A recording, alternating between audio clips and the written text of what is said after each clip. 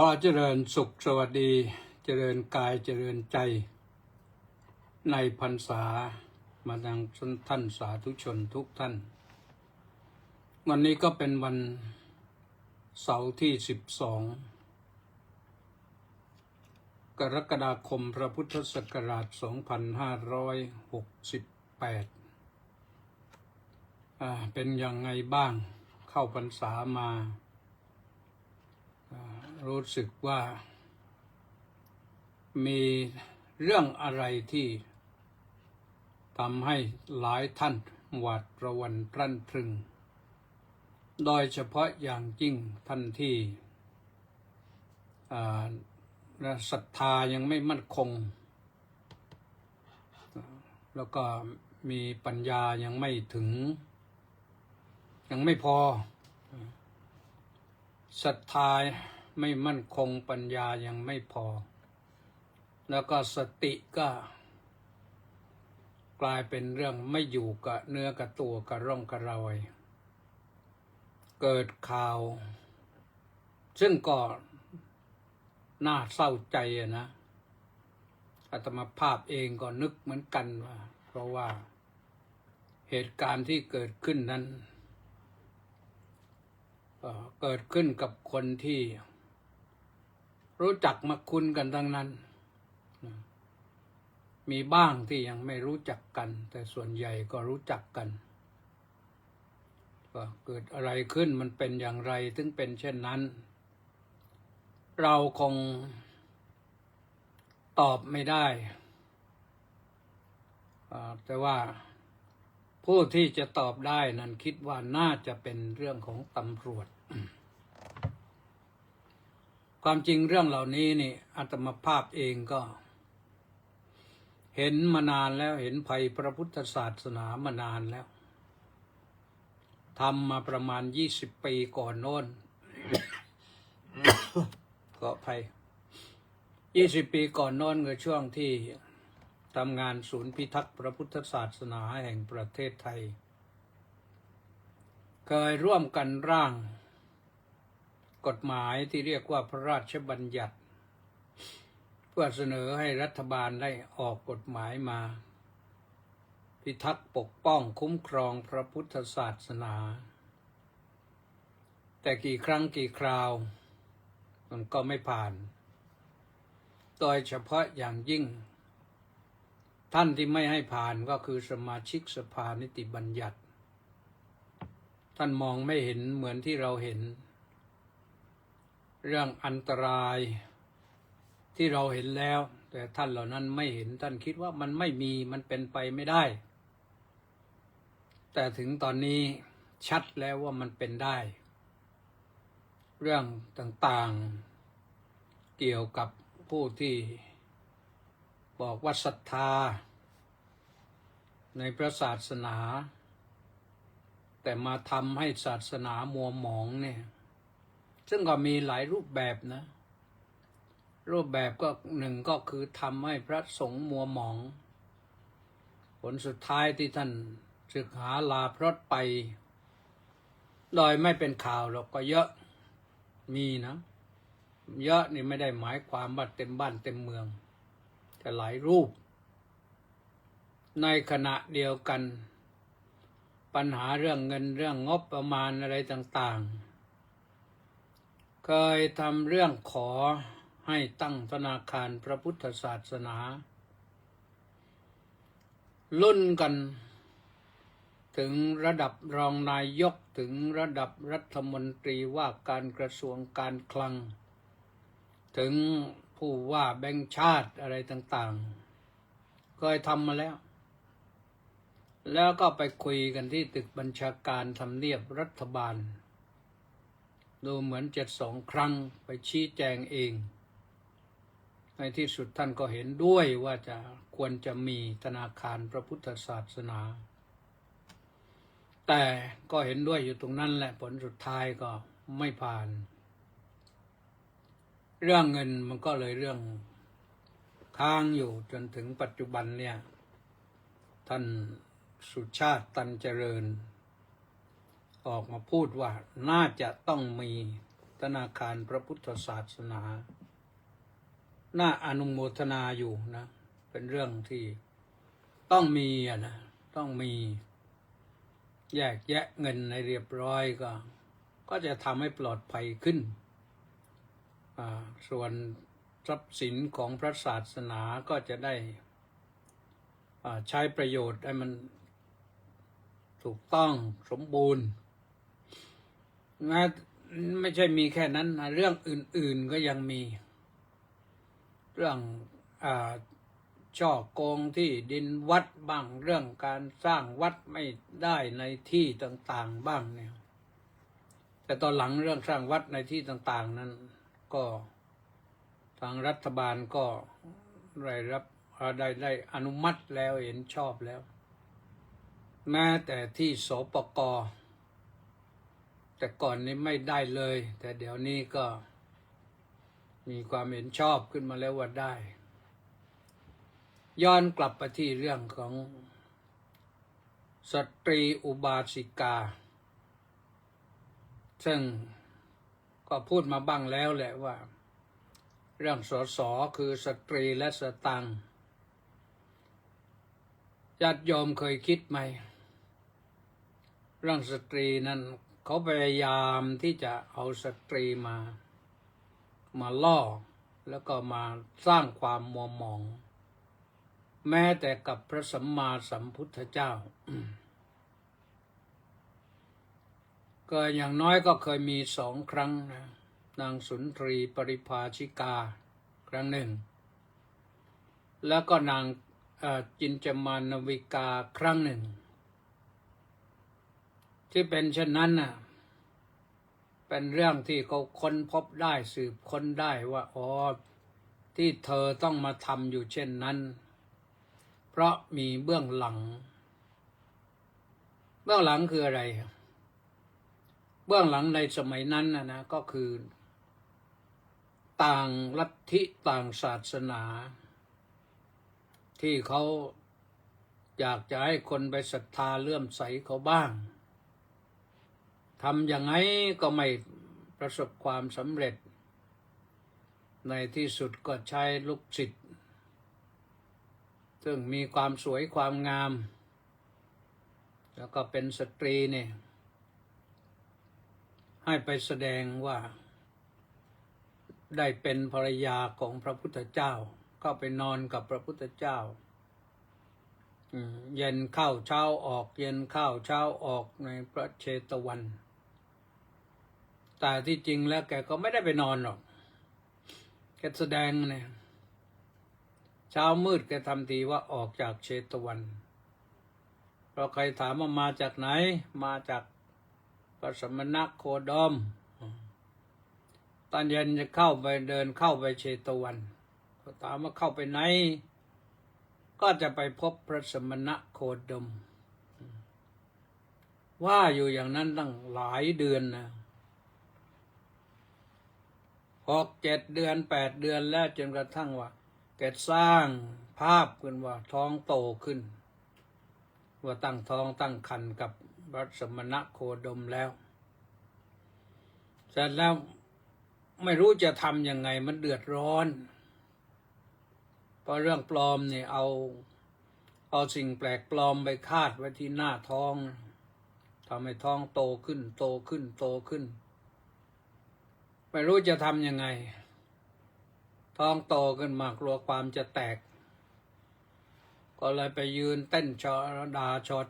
ดชี้หน้าชอดพระพุทธเจ้าเทศอยู่เทศเก่งนักหนาและเทศดีนักหนาและแต่ว่าไม่สอนตัวเองบ้างเนี่ยทำอีชั้นท้องแล้วก็ยังไม่ยอมรับไม่พูดไม่จาไม่รับผิดชอบเองไม่ได้ก็ให้ลูกศิษย์ลูกหาก็ได้มันช่วยดูแลพระพุทธเจ้าก็ไม่ว่าอะไรว่าอย่างเดียวว่าน้องสาวเรื่องนี้นะเรา2 คนเท่านั้นแหละรู้กันนะคนอื่นไม่รู้หรอกโอ้โหแกไม่รู้จะทำยังไงเต้นนะผลสุดท้ายเชือกที่มัดไม้หน้าท้องน้ำขาดหล่นลงหลังเท้าปังโอ้ยเนี่ยความแตก ชาวบ้านที่ฟังเทศอยู่ตะบะแตกด้วย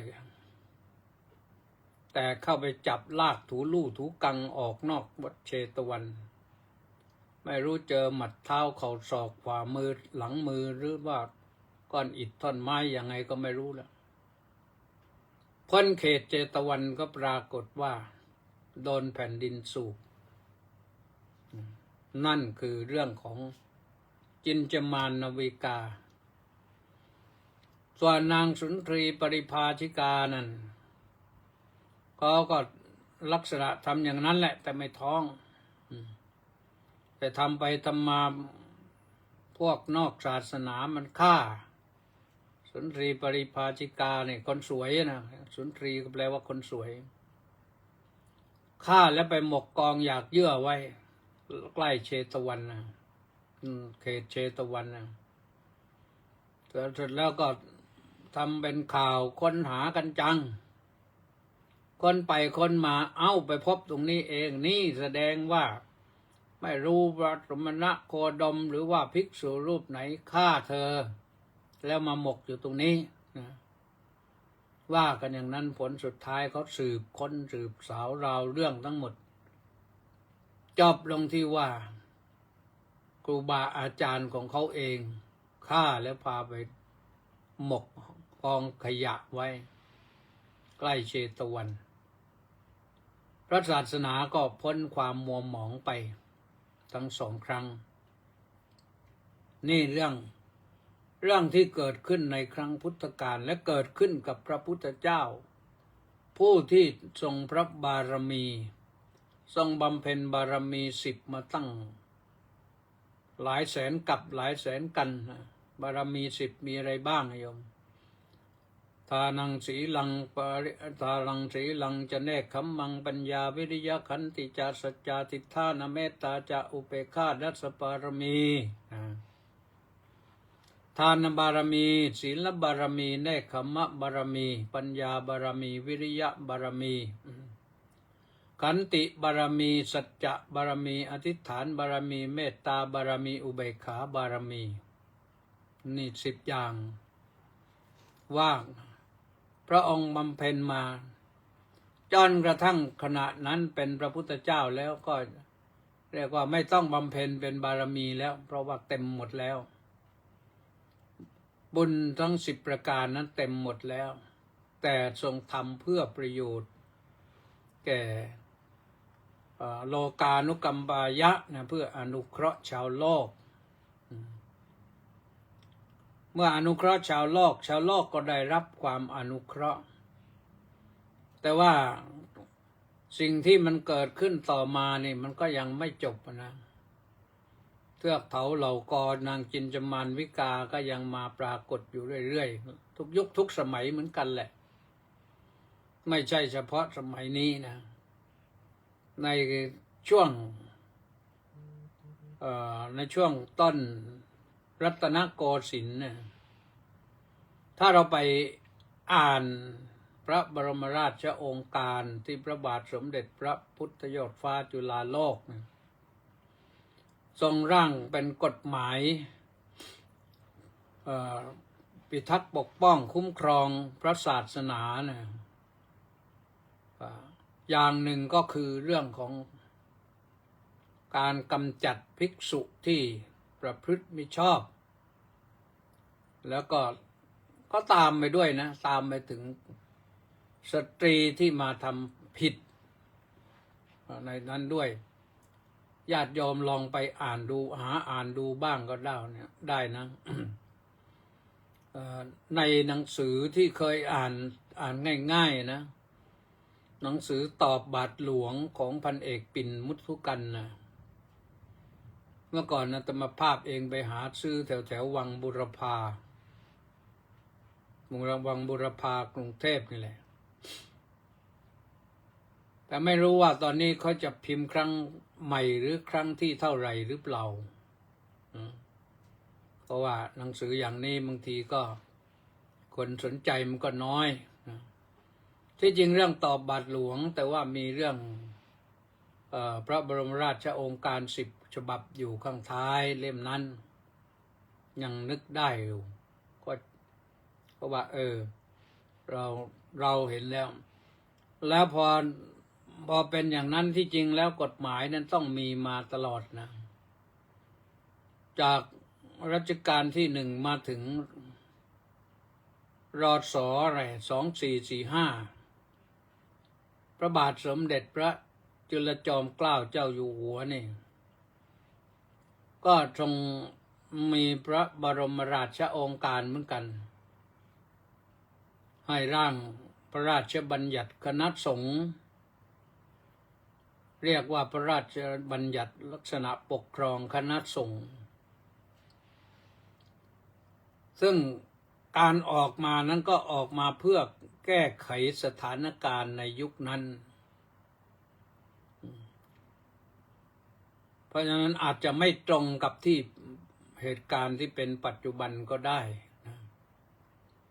แล้วต่อมาก็ถึงพ.ศ. 2484เนี่ยก็มีอีกก็รู้สึกว่าสมัยจอมพลป.พิบูลสงครามอะไรเงี้ยเนี่ยนะก็เปลี่ยนแปลงรับพระราชบัญญัติคณะสงฆ์เป็นพระราชบัญญัติคณะสงฆ์ขึ้นมา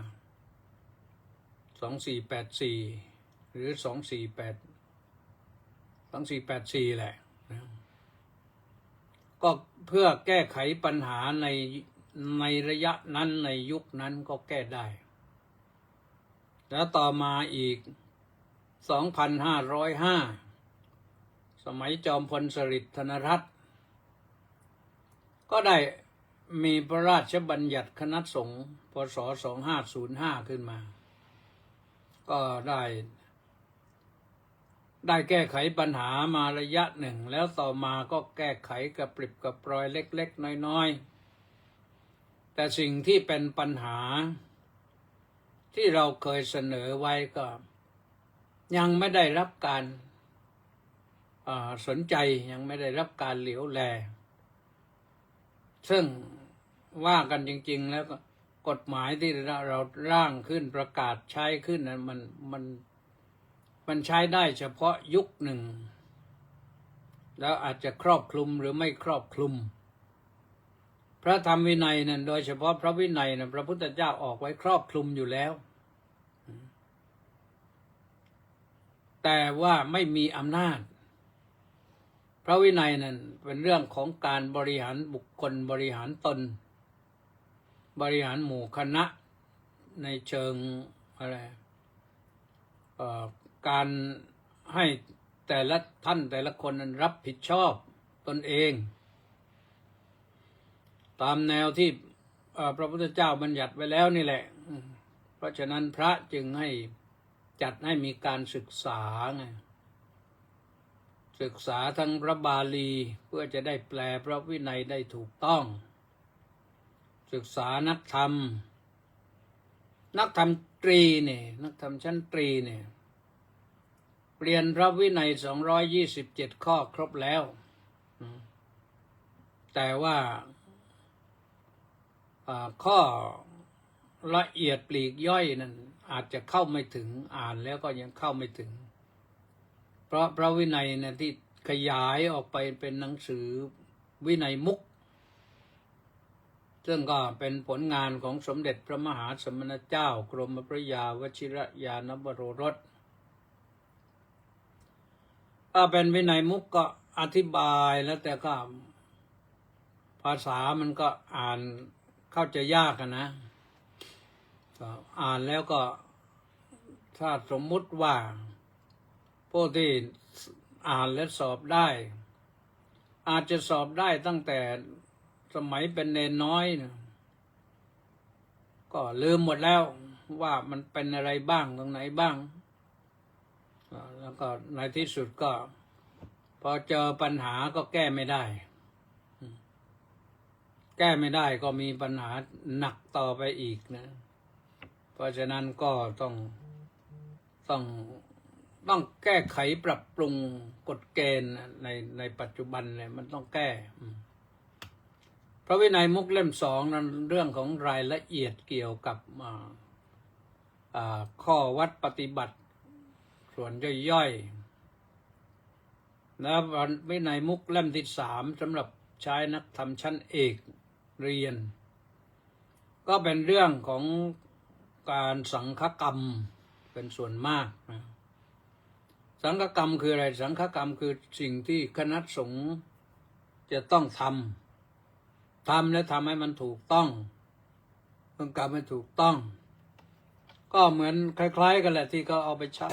ที่เขาเอาไปใช้เนี่ยในสภาเนี่ยจะให้ได้ก็ต้องเสนอญัตติถ้าไม่เสนอญัตติไว้มันก็จะไปพูดเฉยๆไปมันก็ไม่ได้ต้องเป็นญัตติที่เสนอไว้เข้าระเบียบวาระประชุมแล้วก็ต้องมีประธานควบคุมเปิดเวทีให้ใครคนไหนพูดต้องชี้ประธานสั่งหยุดต้องหยุดเปิดโอกาสให้พูดต่อต้องพูดนี่ลักษณะอย่างนั้นพระวินัยที่ท่านปฏิบัติกันท่านก็เป็นอย่างนั้นคล้ายๆกันไม่เหมือนกันแต่ของพระสงฆ์นั้นถ้าข้อตกลงปั๊บพร้อมกันเห็นพร้อมเข้าใจกันแล้วก็ตัดสมาตุนีเอวะเมทังทาริยามิเพราะฉะนั้นขอท่านจงเงียบแล้วก็จำไว้อย่างนี้นะนั่นคือข้อตกลงนะเพราะฉะนั้นเรื่องที่เกิดขึ้นโยมณเวลานี้ก็คือเรื่องของสตรีเพศที่เข้ามาตามล่าพระสงฆ์ก็ล่าไปได้หลายเหมือนกันนะหลายรูปเหมือนกันใจหายเหมือนกันว่าโอ้โหก็บอกตรงๆว่าข้างต้นนะว่ารู้จักมักคุ้นกันเป็นส่วนมากโดยเฉพาะที่ชั้นเทพทั้งหลายนี่ซึ่งตอนนี้ก็ไปแล้วหรือว่ายังอยู่บ้างก็ไม่รู้ก็ทำอะไรไม่ได้ช่วยอะไรก็ไม่ได้มันต้องให้เจ้าหน้าที่เขาสืบค้นว่าความจริงมันถึงขนาดไหนตั้งข้อสงสัยส่วนตัวว่าโอ้โหมันเป็นไปได้อย่างไรคนเดียวไปเก็บภาพภิกษุสงฆ์ประมาณสัก10 รูปมึงภาพเป็น7-8 หมื่นรูปอะไรกันเขาทำอะไรเราไม่เข้าใจทำไปเพื่ออะไรหรือว่ามีอะไรอยู่ข้างหลังทำให้อาตมาคิดนะ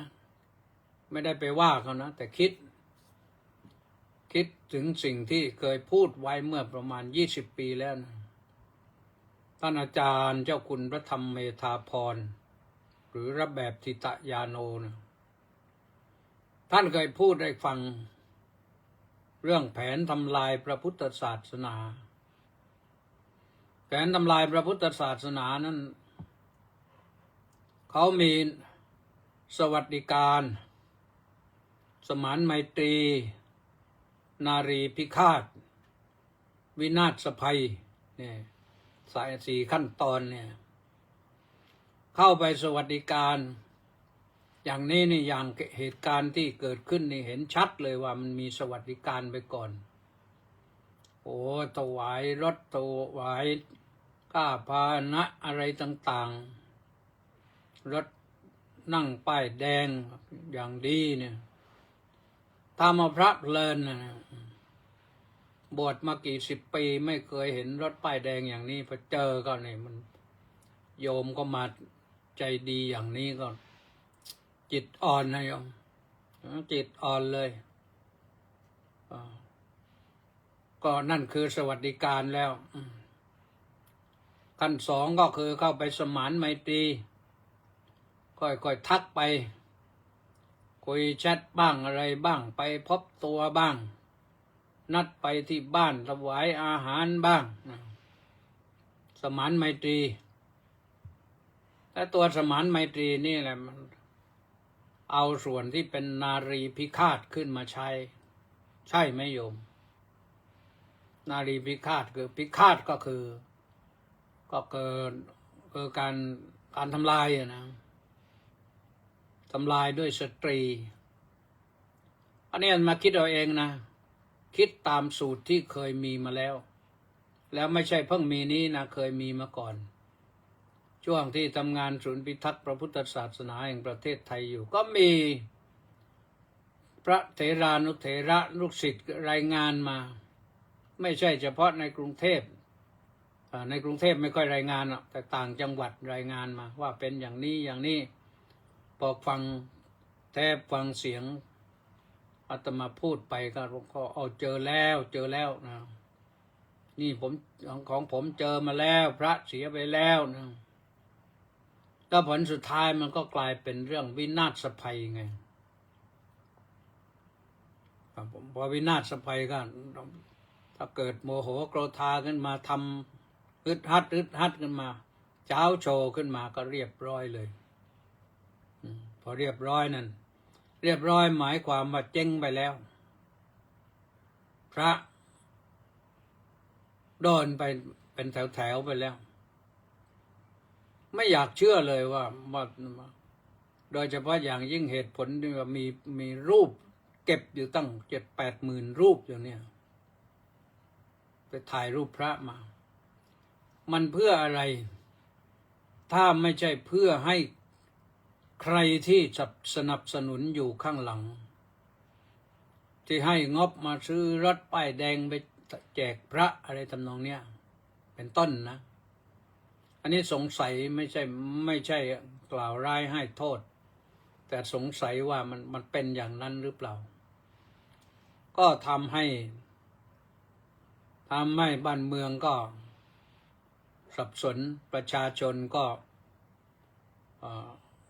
เสื่อมศรัทธา